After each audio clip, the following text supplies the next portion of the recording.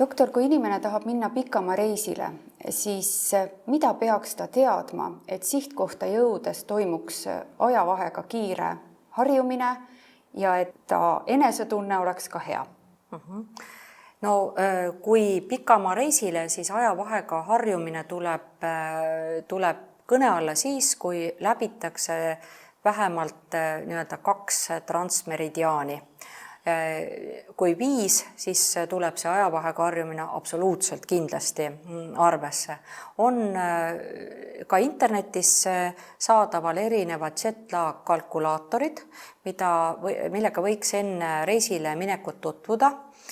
Ja need soovitused on erinevad, kas reisida ida suunas või reisida lääne suunas ja kõik selleks, et seal reisikohas see ajavahega harjumine toimuks kiiremini ja inimene tunneks ennast hoopis paremini.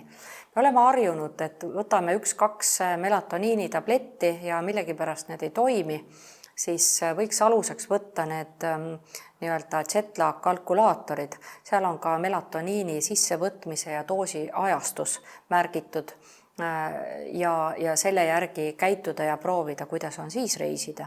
Eriti oluline on see harrastus- ja tippsportlaste korral, kes reisivad meil siit ühest maailma nurgast teise, aga ma arvan, et nad on teadlikud ka, et sellega tuleks arvestada ja selliselt oma une- ja ärkveloleku rütmi koos valguse ja melatoniiniga reguleerida.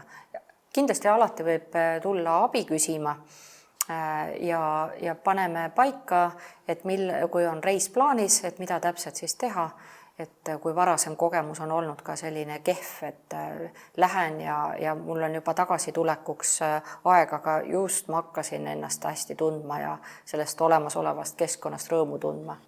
Tänan teid, doktor, nende huvitavate mõtete ja kasulike nõuannete eest. Aitäh! Palun!